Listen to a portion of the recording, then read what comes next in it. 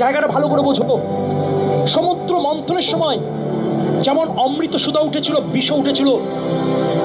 যারা অমৃত সুধা পান করেছিল তারা দেব, আর যিনি বিষ পান করে কণ্ঠে ধারণ করেছিলেন তিনি হচ্ছেন মহাদেব। তাই শুধুমাত্র কমফোর্ট জোন থেকে তুমি ভালো মানুষ হতে পারবে না, কমফোর্ট জোন থেকে তুমি বিশাল কিছু করতে পারবে না, তোমাকে কমফোর্ট জোন থেকে বেরিয়ে আসতে হবে।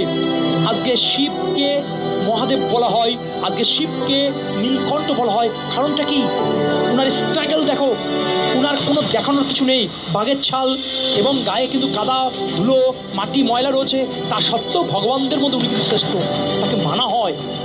তা তুমি যতই তুমি সাধারণ থাকবে, সাধারণ মানে জীবনযাপন করবে, কিন্তু অসাধারণ তো কাজ করবে, তোমার ড্রেসটা সাধারণ হবে কিন্তু কাজটা অসাধারণ হবে। এটাই জীবনের ভবিষ্যৎ হওয়া দরকার, যেটা আমি সবসময় বলি, সিম্পল ডাউন টু আর্থ। এবং দেখো আমি সবসময় একটা কথা বলছি, খুব মন দিয়ে শোনো। আজকে তুমি রাম হতে চাও কিন্তু তুমি কমফোর্ট জোন ছাড়তে চাও না, তাহলে রাম হতে গেলে তোমাকে ওই বাড়ি ঘর জোর যেমন ছেড়েছিল তোমাকে কমফোর্ট জোনটা ছাড়তে হবে।